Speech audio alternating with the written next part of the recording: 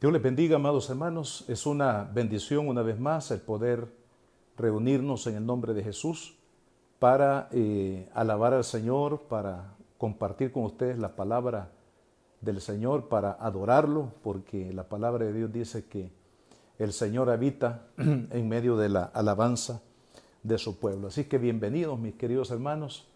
Vamos a orar al Señor después de la adoración. Es bueno también orar y pedirle al Señor su misericordia y su gracia sobre nuestras vidas.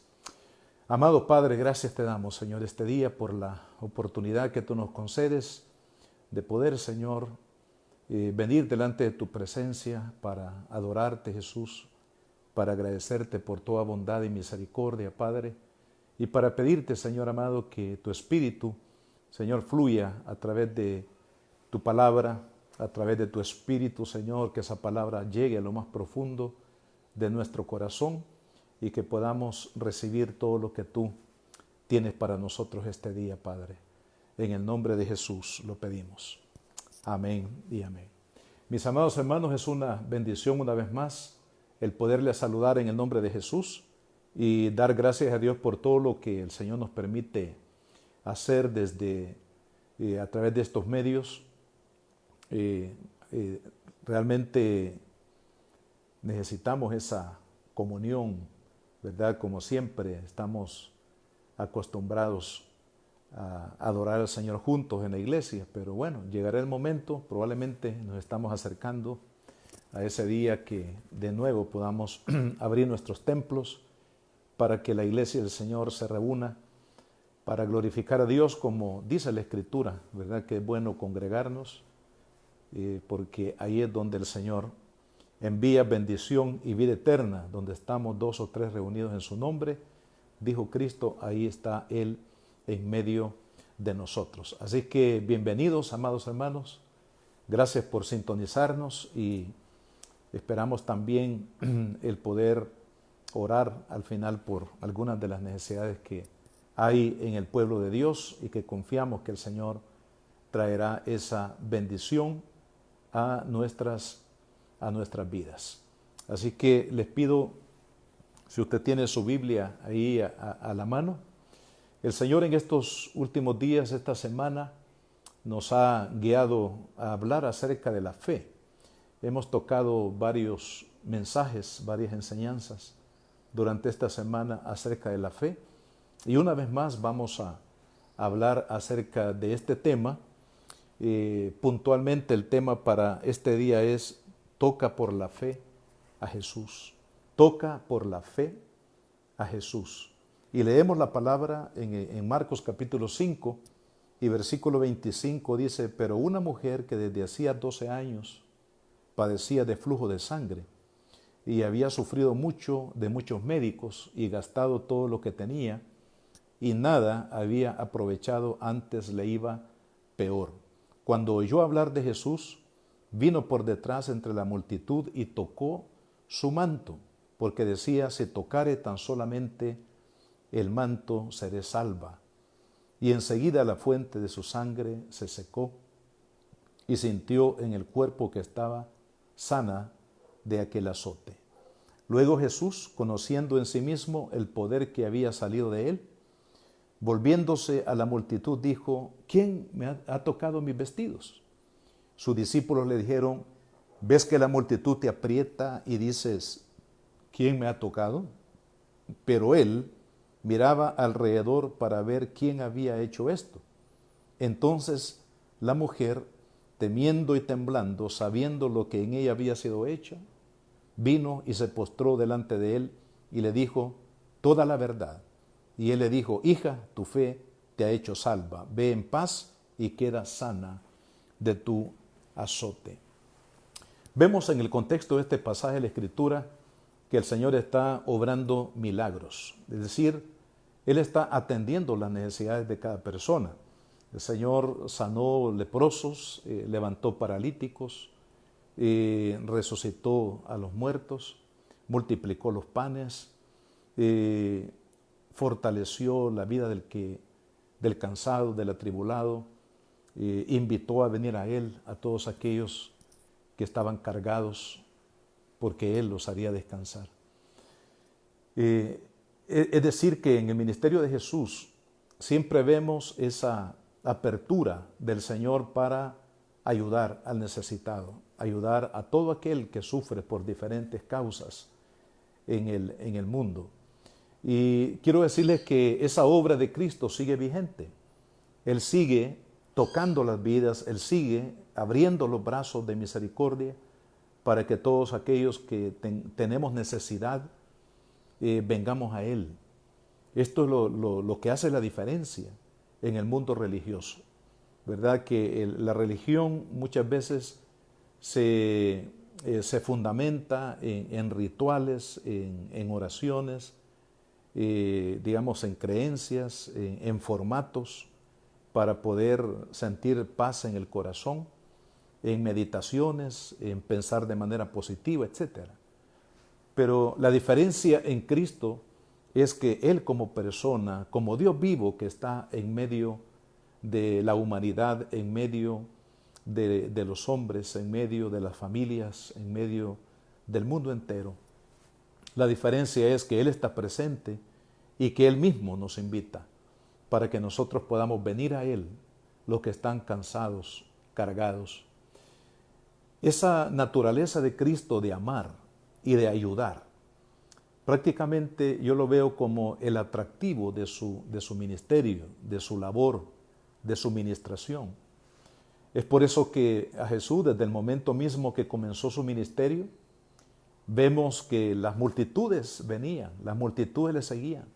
La gente venía con hambre, venía con dolores, venía con aflicciones, venía con temores, todo tipo de situaciones. Y en Cristo encontraron una respuesta para la necesidad.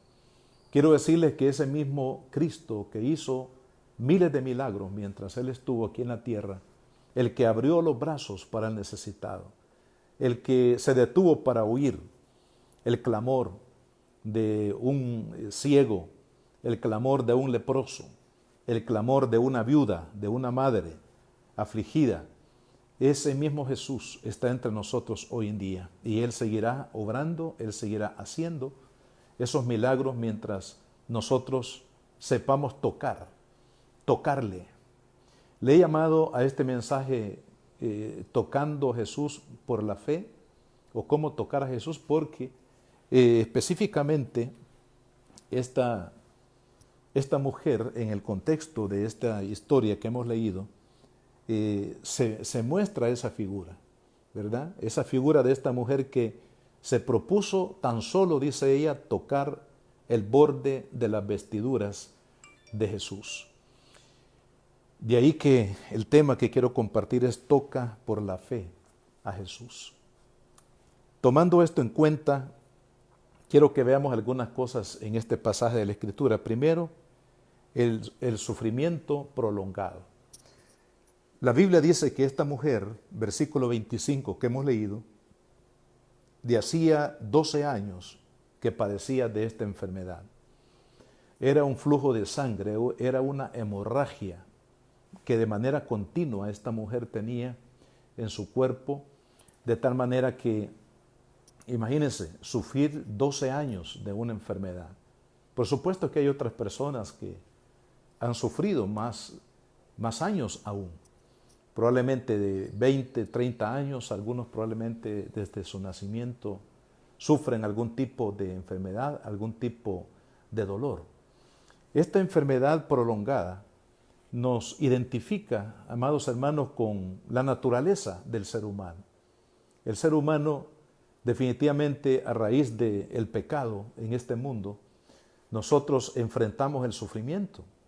El sufrimiento no solamente por causa de las enfermedades, sino el sufrimiento por causa del pecado. El pecado trae dolor, el pecado trae aflicción, el pecado trae culpa. El pecado insta al hombre a hacer el daño, incluso dañar a las personas que más se aman, la familia, un cónyuge, los hijos, los padres. Es decir, que no solamente se sufre en este mundo a nivel de un dolor físico causado por una dolencia, por una enfermedad, sino también hay dolores del alma, dolores emocionales, lo que produce, por ejemplo, la angustia, el temor, ¿verdad? La separación, el rechazo de una persona, o también la falta de perdón, la ira.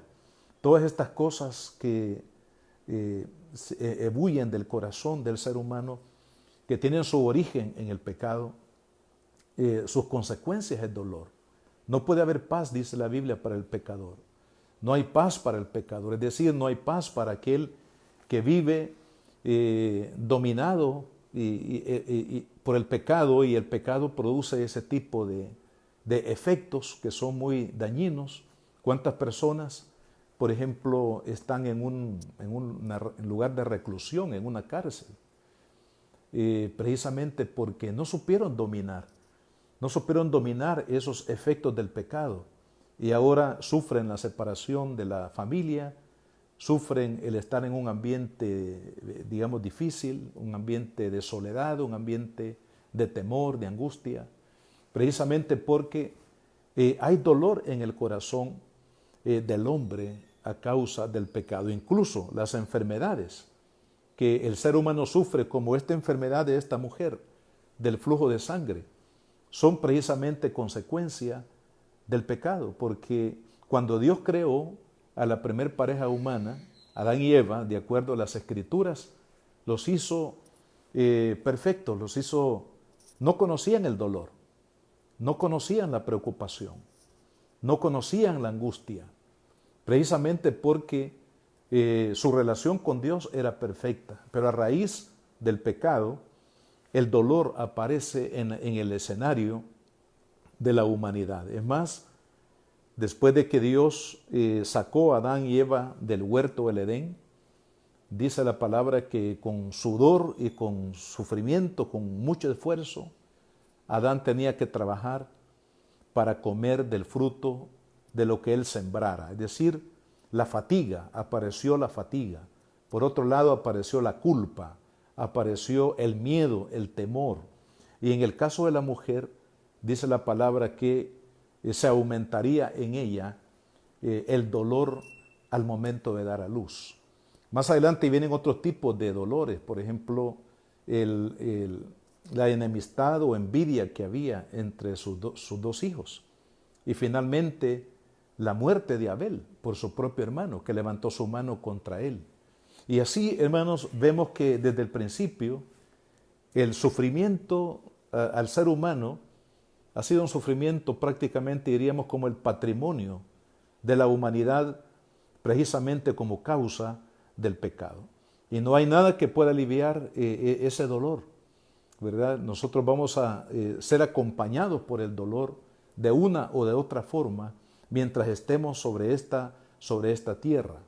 No es cierto las ofertas que a veces escuchamos en el mundo, que hay remedio, hay solución para el dolor, ¿verdad? El dolor nos va a acompañar definitivamente, aún ya siendo cristianos. Hay situaciones que nos producen dolor, pero hay una gran diferencia entre aquellos que hemos conocido a Cristo y los que no, que tenemos a Cristo como nuestro consolador y como nuestro ayudador. Entonces, vemos, mis hermanos, que la enfermedad de esta mujer fue una enfermedad que le produjo sufrimiento prolongado. Me imagino que esta mujer era una mujer muy delgada debido pues a su problema, al problema que ella tenía, y no solamente en su naturaleza física, sino sobre todo en su alma. Pero veamos, siguiendo la historia, el segundo punto que quiero mencionar son los instintos que yo le llamo frustrados. ¿Por qué? Porque dice la palabra, el versículo 26, que había sufrido mucho de muchos médicos y gastado todo lo que tenía y nada le había dado provecho, antes le iba peor. O sea, los humanos en medio del dolor, ¿cómo reaccionamos? Buscamos una manera cómo solucionar el problema. Es decir, En este caso vemos a la mujer, en primer lugar, que había gastado todo su dinero, lo que ella tenía, en médicos, en medicina, pero dice que nada de esto le había causado un efecto positivo, sino que la enfermedad cada vez se iba agudizando, se iba empeorando. Esto yo le llamo los intentos frustrados. ¿Por qué? Porque cuando nosotros queremos solucionar los problemas en nuestra propia capacidad, nosotros echamos mano de nuestros recursos, por ejemplo, los recursos materiales, los recursos de amigos, de personas que pueden ayudarnos. Pero hay situaciones en nuestra vida, y quizás la mayoría de ellas, en las cuales no podemos nosotros encontrar una solución en nosotros mismos. No tenemos la capacidad, hay cosas que van más allá de nuestra capacidad de poderlo resolver, y aun cuando hiciéramos el mejor intento y con las mejores intenciones de poder mejorar, de poder ayudar, de poder salir adelante en nuestra propia capacidad, no lo podemos hacer, porque los problemas realmente son tan grandes que solamente Dios es el único que nos puede ayudar. Así que, amado amigo, amado hermano, probablemente usted en su necesidad, en su problema, sea una enfermedad, un problema de familia, un problema económico, cualquier otra cosa que le preocupa, que le aflige, que le causa sufrimiento, que le causa dolor, no busque en usted o en su capacidad única para solucionar los problemas. Es necesario que busquemos a Dios, porque Dios es el que realmente tiene la capacidad para podernos ayudar. Nosotros podemos desfallecer incluso tratando de resolver los problemas de nuestra vida, pero Dios, a través de su intervención, a través de una palabra de sabiduría, a través de un milagro que Él puede hacer en nuestra vida, puede resolver el problema que nosotros hemos tratado de resolver a lo largo de muchos años o a lo largo de mucho esfuerzo.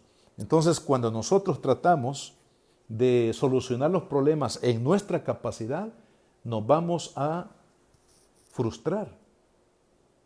¿Por qué? Porque los problemas no los podemos solucionar nosotros. Tenemos que aprender a depender y a buscar la misericordia y la gracia de Dios. Y esto es lo que vemos en tercer lugar en esta historia, la necesidad de oír de Jesús. Vea lo que dice el versículo 27. Dice, y cuando oyó hablar de Jesús, vino por detrás entre la multitud y tocó su manto. Dice, oyó a Jesús. Y aquí es donde comienza realmente a desarrollarse la fe que nos salva, la fe que nos sana, la fe que nos provee, la fe que nos sostiene, la fe que nos restaura, la fe que nos da esperanza, la fe que nos da una perspectiva completamente diferente de lo que está en el futuro. Es oír de Jesús. Y es aquí la gran diferencia. Cuando una persona oye a Jesús, es decir, cuando ponemos atención al mensaje de Jesucristo. El mensaje de Jesucristo, es decir, el nombre de Jesús es el nombre que es sobre todo nombre. No hay realmente otro Dios y otro nombre en el cual usted y yo podemos confiar plenamente. El apóstol Pablo, en la carta a los Filipenses, en el capítulo número 2, versículo 5, dice, haya pues en vosotros este sentir que hubo también en Cristo Jesús, el cual siendo en forma de Dios no estimó el ser igual a Dios como cosa de que aferrarse, sino que se despojó a sí mismo, tomando forma de siervo, hecho semejante a los hombres, y estando en la condición de hombre, se humilló a sí mismo, haciéndose obediente hasta la muerte y muerte de cruz. Está hablando aquí en primer lugar de la humillación de Cristo al encarnarse, es decir, a tomar a habitar en ese cuerpo físico que creció en el vientre de la Virgen María. ¿Verdad? Dios mismo, ese es uno de los misterios que dice el apóstol Pablo, los misterios de la encarnación de Cristo. Pero Él vino, dice Pablo aquí en su carta, en forma humana, ¿verdad? Y habitó aquí en medio de nosotros en una condición de hombre y de siervo. Y la humillación de Cristo fue tal que lo llevó al Calvario, a la muerte de cruz, que era una muerte muy vergonzosa y muy dolorosa, por cierto, en la época del Imperio Romano. Pero vea cuáles son los resultados. Por lo cual Dios también le exaltó hasta lo sumo y le dio un nombre que es sobre todo nombre, para que en el nombre de Jesús se doble a toda rodilla de los que están en los cielos, en la tierra y aún debajo de la tierra. Entonces, el nombre de Jesús es el nombre sobre todo nombre. No hay Dios en la tierra que se pueda comparar a Jesús. Todos los demás, aparte de Jesús, profetas, sabios, ídolos, dioses, definitivamente son el resultado de la creación del hombre. Es lo que dice la Biblia, ¿verdad? La Biblia habla mucho de eso y no es el tema hablar de los dioses inventados o creados por el hombre. En el caso de Jesús, Él no es un Dios inventado por el hombre, es Dios mismo que nos visitó a esta tierra para salvarnos y para librarnos de nuestro dolor. De ahí que oír el nombre de Jesús y atender el llamado de Cristo, atender la voz de Jesús, atender el llamado de Cristo a nuestra vida es sumamente importante, es fundamental, porque dice que es el nombre sobre todo nombre. Y también el apóstol San Pablo, que fue otro de los apóstoles en el libro de los Hechos de los Apóstoles, en el capítulo 4 y versículo 12, él le declara al pueblo judío de aquel momento y por supuesto a todas las generaciones, dice: en ningún otro hay salvación, porque no hay otro nombre bajo el cielo dado a los hombres en quien podamos ser salvos. De ahí que oír a Jesús es importante, es fundamental poner nuestra esperanza en Cristo Jesús. Y esta mujer dice, oyó de Jesús, es decir, confió en que Jesucristo, el Dios hecho carne, el Dios revelado a los hombres, el Dios de nuestra salvación, el Salvador, el Señor, el sanador de nuestras almas y de nuestros cuerpos, estaba presente y ella puso su fe en el Señor. Amado amigo, amado hermano, nosotros de igual manera tenemos que poner nuestra mirada, nuestra confianza y clamar a Jesucristo. No hay otro Dios, no hay otro nombre, no hay otro Salvador en este mundo que nos pueda librar, que nos pueda sanar y restaurar de una manera total. El que quita el dolor del corazón, de nuestra alma, es el Señor Jesucristo. Y tenemos nosotros que poner nuestra confianza plenamente en Él. Yo sé que al hablar de una manera absoluta de la persona de Cristo como el único Dios, esto causa un impacto en el ambiente religioso de nuestro mundo. Yo lo sé, pero es lo que dice la palabra de Dios. No podemos nosotros poner al lado de Jesús a otros dioses o aún sobre la persona de Jesús a otros dioses, porque el único Dios, Jehová de los ejércitos, creador de los cielos y de la tierra, Él envió a su Hijo y su Hijo se llama Jesús, ¿verdad? No hay otro Dios que se ha revelado al hombre y que ha traído de primera mano el mensaje de esperanza, de salvación y de sanidad, sino solamente la persona de Jesucristo. Tristemente, al igual que en la época cuando Jesús caminó sobre esta tierra, tanto judíos como gentiles, judíos como el Imperio Romano, religiosos y políticos, pobres y ricos, campesinos e intelectuales de la época, la mayoría rechazó a Cristo.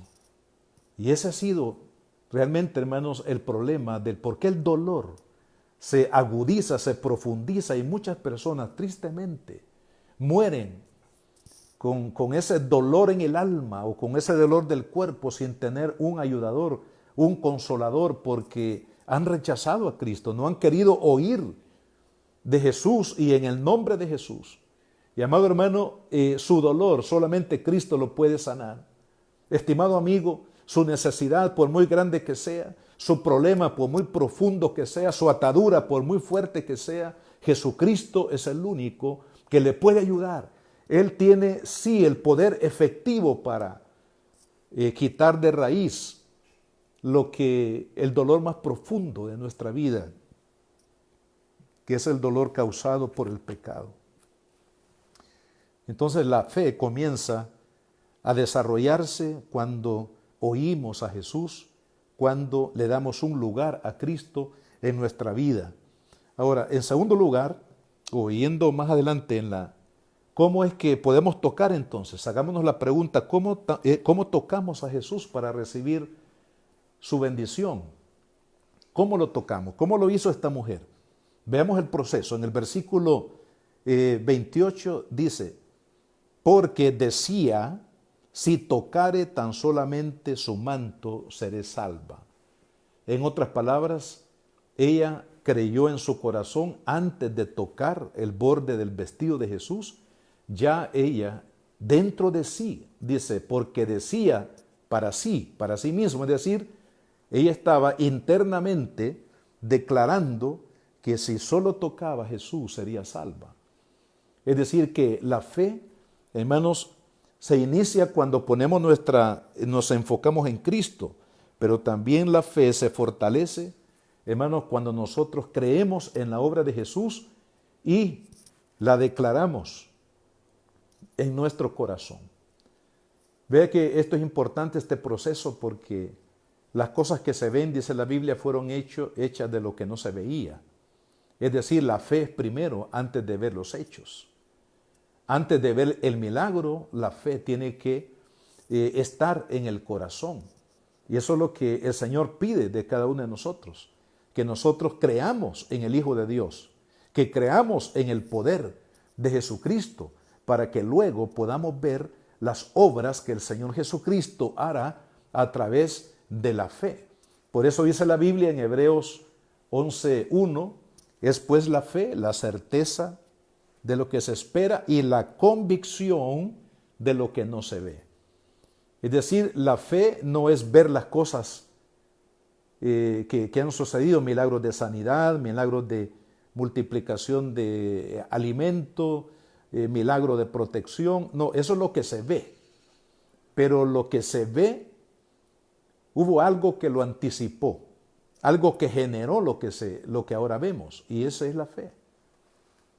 De ahí que aún para la salvación de nuestras almas, la fe que se desarrolla en el corazón es antes que ver el milagro de la salvación realizada en nosotros. Es lo que dice el apóstol Pablo en Romanos capítulo 10 y versículo 8, dice, mas, ¿qué dice? Cerca de ti está la palabra, en tu boca, en tu corazón. Esta es la palabra de fe que predicamos, que si confesares con tu boca que Jesús es el Señor y creyeres en tu corazón que Dios le levantó de los muertos, serás salvo. La salvación no viene por obras. Y quiero también aquí aprovechar para explicar que las obras de la fe no son las buenas obras. Las buenas obras vienen como resultado de nuestro amor a Dios y nuestro amor al prójimo. Pero las buenas obras no es la obra que pide la fe, que sea demostrada la fe por obras. No, la obra de la fe, la obra magna de la fe es creer en el Hijo de Dios, es creer en Jesús. No son las buenas obras las que nos llevan a Jesús, es creer en Jesús. Esa es la obra que la Biblia demanda de la fe. Cuando usted y yo creemos en Jesús, esa es la obra de la fe.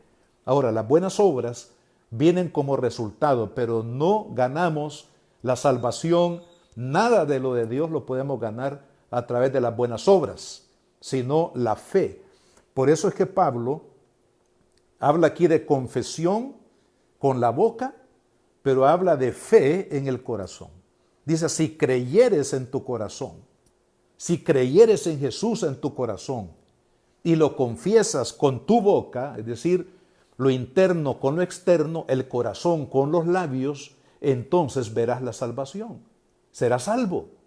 Mire, y lo explica una vez más en el versículo 10. Dice, porque con el corazón se cree. Creemos con el corazón. Creemos con el corazón. Jesús nace en nuestro corazón a través de la fe. Jesús es tocado por el corazón del creyente por medio de la fe. Y cuando nosotros hemos creído en Jesús en el corazón, dice, entonces lo confesamos para salvación. Es decir, somos salvos porque hemos creído en el corazón, en Jesús, que Jesús es el Hijo de Dios, que Jesús es el Rey soberano, el único camino, verdad y vida. Cuando usted y yo creemos que Jesús es el único mediador entre Dios y los hombres, creemos que es el Dios hecho carne que habitó entre nosotros para mostrarnos la salvación y darnos la vida eterna. Cuando usted y yo creemos eso, entonces podemos asegurar que la salvación es un hecho en nuestra vida. Así que esta mujer creyó en su corazón, dice, dentro de sí, dijo ella, si tan solo tocar el borde de la vestidura de Jesús. Ahora, la otra cosa, hermano, de la fe, no solamente es que se desarrolla internamente en el corazón antes de ver los milagros, sino también que, dice el versículo 29, enseguida la fuente de su sangre se secó y sintió en su cuerpo que estaba sana de aquel azote. O sea, el milagro fue, hermanos, inmediato. Cuando la persona definitivamente cree en el Señor y en las obras de Jesucristo, hermanos, dice la palabra que de inmediato el flujo de sangre o esa hemorragia de la cual ella padecía cesó. Pero hay un pasaje paralelo que habla acerca de este mismo milagro, donde vemos que, según lo que narra Mateo en el capítulo 9, también narra este mismo milagro. Ahí se da un detalle sumamente importante, y es que cuando esta mujer quiso acercarse a Jesús para tocar el borde de su manto, dice la palabra que había una multitud alrededor de Jesús que le fue imposible, o le era imposible acercarse. Pero ¿qué hizo esta mujer? Esta mujer se abrió camino, probablemente se arrastró en el suelo, en medio de los pies de la gente, hasta llegar y tocar el borde, porque estamos hablando del borde, la parte baja del vestido o de la túnica de Jesús. De tal manera que es, digamos, razonable pensar que la mujer, en su fe perseverante, se arrastró por el suelo hasta tocar el borde del manto de Jesús. ¿Qué nos dice eso, amado hermano? Que la fe demanda esfuerzo, que la fe demanda que nosotros peleemos contra todas las barreras, todas las circunstancias que nos traten de estorbar o de impedir que nosotros toquemos por la fe, hermanos, el corazón de Cristo para que Él actúe a nuestro favor.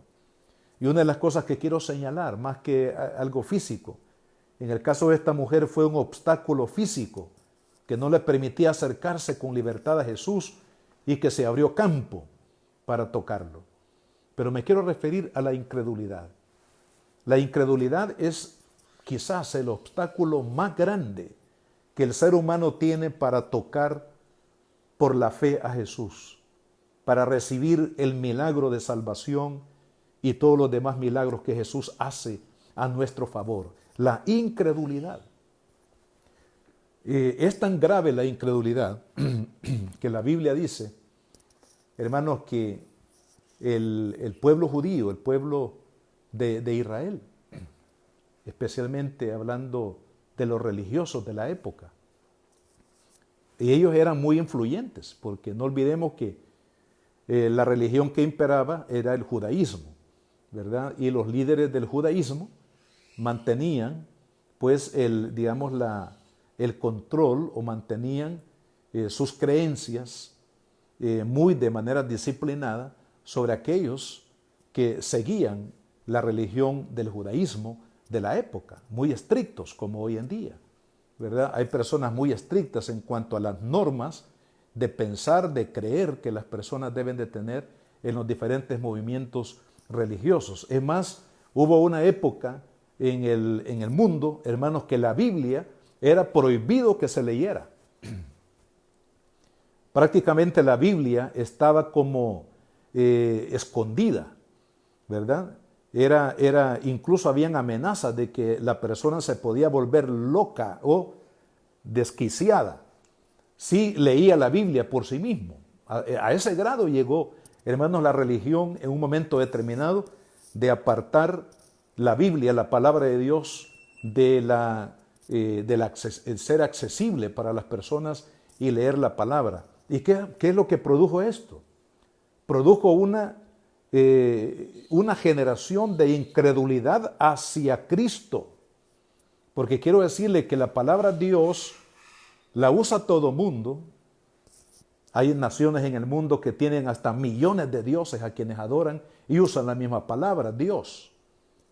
Pero cuando mencionamos el nombre de Jesús, las cosas cambian. ¿Por qué? Porque Jesucristo es el enviado del Padre, del verdadero Dios, que creó los cielos y la tierra. Él es el enviado de Dios y Él es la verdad. La misma palabra lo dice. Yo soy el camino, la verdad y la vida. Jesús, además de ser el camino al Padre, es la verdad. Es decir, es la única revelación del plan de salvación, la forma de salvación, el camino que nos lleva a la salvación es la persona de Jesús. Pero muchas personas no creen en Cristo. Y algunos han llegado a creer de que Jesús es un buen profeta, fue un buen hombre, un hombre que hizo bien para la humanidad, que sanó a los enfermos, que fue un luchador. Incluso algunos lo vinculan con aspectos políticos, ¿verdad? Porque Jesús abogaba por los pobres.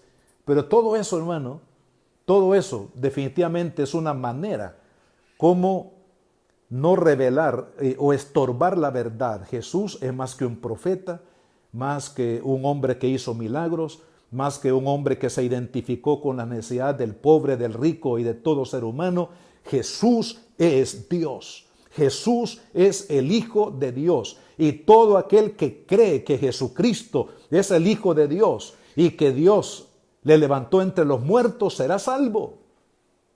Ahora, la incredulidad es el problema que hoy en día, estimado amigo, usted tiene que vencer. Probablemente usted y yo y todos, quizás la mayoría de los seres humanos sobre la tierra, hemos nacido con una idea de Dios, con una forma de buscar a Dios, con una forma de conocer a Dios, y eso muchas veces nos priva de no creer en Cristo, porque cada persona dice, no, yo tengo mi religión, por favor, no toquen mi religión. Pero ¿qué va a hacer usted con su religión en el mundo si al final de cuentas su alma se pierde en el infierno o en la condenación? Jesucristo, vea lo que dijo Jesús en el Evangelio de Juan, en el capítulo 8 y versículo 12. Él dijo estas palabras. Otra vez Jesús les habló diciendo, yo soy la luz del mundo. El que me sigue no andará en tinieblas, sino que tendrá la luz de la vida. Mire qué poderosa revelación acerca de Jesucristo. Él mismo lo declaró. Dice, yo soy la luz. Ahí tiene que ver definitivamente con la verdad. La luz de Dios, la verdad de Dios es la persona de Jesús. Y dice, el que me sigue, es decir, el que cree, el que acepta la revelación de Dios a través de la persona de Jesucristo y lo sigue, es decir, acepta el plan de salvación en Cristo Jesús y lo sigue fielmente, dice, no andará en tinieblas. Todo aquel que no cree en Jesucristo como Dios, porque algunos creen que Jesús es un profeta, que Jesús es un buen hombre, o algunos nada más creen del Jesús histórico, del Jesús que se celebra por ahí en un tiempo del año, pero aquel que cree en Jesús como Dios, Él es Dios, Él es el Hijo de Dios, el que trajo salvación y vida eterna para usted a este mundo. El que cree en Él no estará en tinieblas. Quiere decir que fuera de la fe de Cristo, toda religión es tiniebla. Es decir, es oscuridad. No hay verdad en ello. O hay parte de verdad y parte de falsedad. Jesús es la verdad. Y cuando usted y yo lo seguimos, dice la palabra, tendremos la luz de la vida. ¿A qué se refiere? La verdad, la libertad que nos da la verdad. Jesús dijo, si el Hijo os libertare, seréis verdaderamente libres. Y la libertad es la luz de Dios. Es la paz de Dios. Es la esperanza eterna que tenemos de que un día llegaremos a las moradas eternas con Cristo Jesús. Así que esta mujer, por una parte, hermanos, la fe es creer internamente en la obra de Cristo, en Él y en su obra, luchar, batallar para poner la mirada en Jesús y no permitir que nada de este mundo, ni religiones, ni líderes, ni circunstancias, ni problemas, ni el mismo diablo, el poder de Satanás, nos prive de confiar plenamente en el Señor Jesucristo. Y esta mujer hizo todo lo necesario hasta que tocó el borde del manto. Y dijo, si toco el borde del manto seré salva de este azote. Y efectivamente así fue. Cuando usted y yo tocamos a Jesús por la fe, amado hermano, seremos libres, seremos sanos. ¿Qué es lo que usted y yo necesitamos, hermano? ¿Qué necesitamos? Necesitamos creer en Jesucristo. Eso es lo que basta. No podemos agregarle nada más, hermano. Creer en Cristo Jesús para salvación. Por supuesto que después viene todo el conocimiento que Dios tiene para nosotros, para revelarnos de su carácter, de su amor, el plan que Él tiene para nuestra vida, el propósito que Él tiene para la iglesia, que comuniquemos la verdad, el testimonio de Jesús al mundo. Pero para salvación, lo único que usted necesita es creer en el Hijo de Dios. No se le puede agregar nada más. Y en la época de los apóstoles hubo una intención de hacer una mezcla para engañar, para que las personas se confundieran.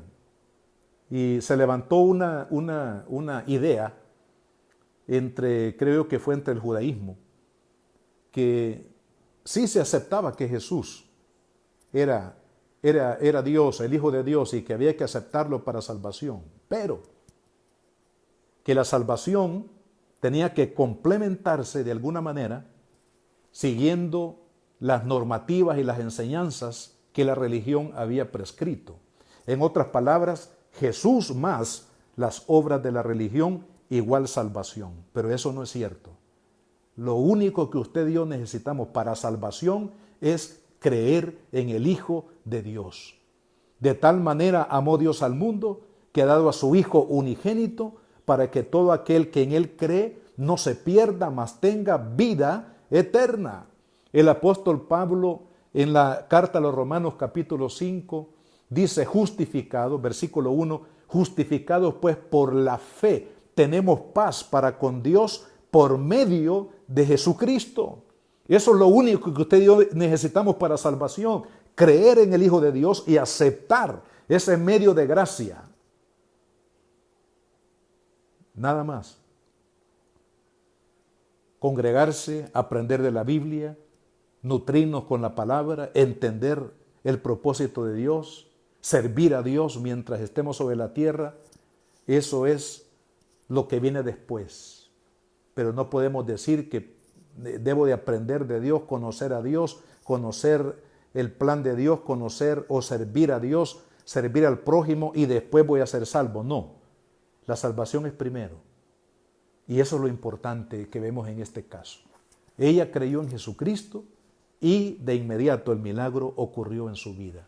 Y es curioso porque la mujer decía, si tan solo tocar el manto, el borde de la vestidura de Jesús, dice, seré salva. La palabra salva no usa la palabra sana, sino salva. Porque esta palabra era usada, al menos en el original, de manera que se podía usar para salvación en cuanto a la necesidad espiritual, pero también salvación en cuanto a la necesidad física. Es decir, en este caso, la sanidad de una enfermedad. Amados hermanos, solo Cristo salva. Solo Cristo es suficiente. Él es suficiente para usted y para mí. Abramos el corazón. Enfoquemos nuestra mirada como esta mujer en Jesucristo, y Él nos salvará. Y Él obrará ese milagro que usted y yo necesitamos. Puede ser un milagro de sanidad en su cuerpo, en su alma. O puede ser una necesidad apremiante en la economía, en el trabajo, en el peligro que nos asedia en nuestras naciones, amado hermano, pero crea en Jesucristo y el milagro ocurrirá. Jesús le dijo a María y a Marta, no te he dicho que si crees, verás la gloria de Dios. Y yo confío que usted va a ver la gloria de Dios en la medida que usted pone su fe totalmente y su esperanza total, sin añadir nada, su fe plenamente en la persona de Jesucristo, nuestro amado Señor y Salvador. Oremos, Padre, en el nombre de Jesús. Gracias te damos, Señor, por tu palabra. Gracias, Señor, porque tú eres bueno. Tu misericordia es para siempre. Gracias por la fe que has puesto en nuestro corazón por medio de tu palabra. Señor, tu palabra así lo dice, que la fe viene por el oír y el oír la palabra de Dios. Señor amado, que nos enfoquemos en ti, Padre. Esta mujer nos da una tremenda lección.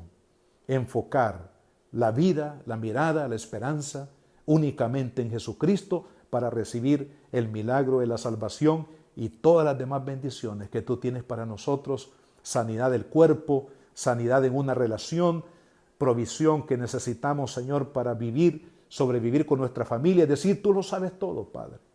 Ayúdanos a vivir, a enfocarnos en ti, Señor. Perdónanos si hemos tenido una fe mezclada con otras cosas, con religión, con buenas obras y con tantas cosas que muchas veces, Señor, nosotros creemos que eso cuenta para nuestro caminar de fe, cuando la fe es suficiente, Señor, para confiar en ti y para recibir los beneficios de la salvación y las bendiciones que tú nos has dado en Cristo. Y después, Señor, haremos lo que debemos de hacer. Serviremos al prójimo con amor como lo debemos de hacer. Pero tú eres el primero en nuestra vida. Amado amigo, quiero hacerle esta invitación para que usted ponga su mirada y su confianza plenamente en Jesucristo. Jesucristo no es una religión. Jesucristo es Dios hecho carne para nuestra salvación. Él fue al Calvario, entregó su vida para que usted y yo seamos salvos. Resucitó con poder para certificar la eficiencia y eficacia de la salvación, y Él pronto volverá. Entréguele su vida a Cristo. Ore conmigo, dígale, Padre, en el nombre de Jesús, vengo a ti, Señor, para pedirte perdón por mis pecados.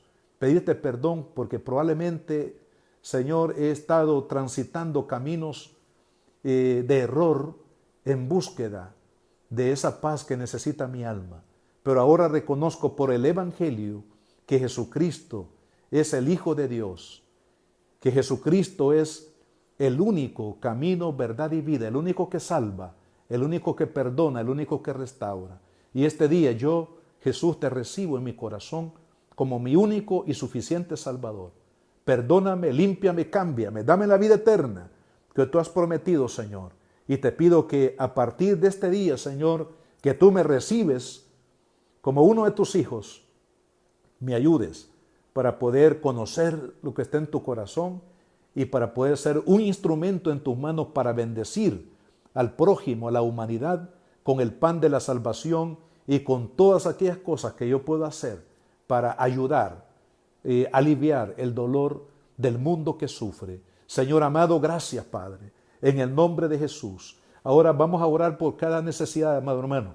Padre, en el nombre de Jesús, Señor, te pido por cada hermano que está enfermo, por cada hermano, Señor, que necesita un toque de tu mano, por todos aquellos, Padre, que han sido contagiados con este virus pandémico, Padre, que pongas tu mano, que destruya, Señor, los efectos de esa enfermedad en cada cuerpo, las personas que están en cuidados intensivos o en estado crítico, Padre, que tú les des victoria, Señor, que cese toda mortandad, oh Dios, por las enfermedades terminales como el cáncer, problemas, Señor, coronarios, problemas de los riñones, diabetes y todo tipo de enfermedad, Señor amado, que abate y que trae dolor al corazón humano por aquellas relaciones interpersonales rotas, Señor, o en dificultad, en crisis, Padre. También pido que traiga sanidad en el corazón, sanidad para esas relaciones de pareja, de matrimonio, de padres con sus hijos, Señor. Te pido que traigas provisión de trabajo para aquel que ha perdido el empleo en este tiempo crítico, Señor amado. Creemos en los milagros y en el nombre de Jesús tocamos el borde de la vestidura, Señor, tocamos el corazón de Cristo para que actúe a favor de cada uno de sus hijos. Padre, desata tu poder, desata tu bendición, desata tu gloria, Padre, en la vida de cada uno de tus hijos y que caminemos en la victoria de Cristo por medio de la fe en Él. En el nombre de Jesús, te agradezco de antemano, Padre, esa misericordia que tú ya estás mostrando a cada uno de nosotros porque hemos confiado sencillamente en que tú eres nuestro Dios, eres nuestro Señor y nuestro Salvador, el sanador de nuestras almas y el que restaura nuestras vidas. Gracias, Padre. Amén. Amado hermano, Dios me los bendiga. Sigamos adelante orando, buscando al Señor a través de su palabra, guardando esa salvación tan grande que Cristo nos ha dado. No permitamos la confusión religiosa que nos aparte de Cristo.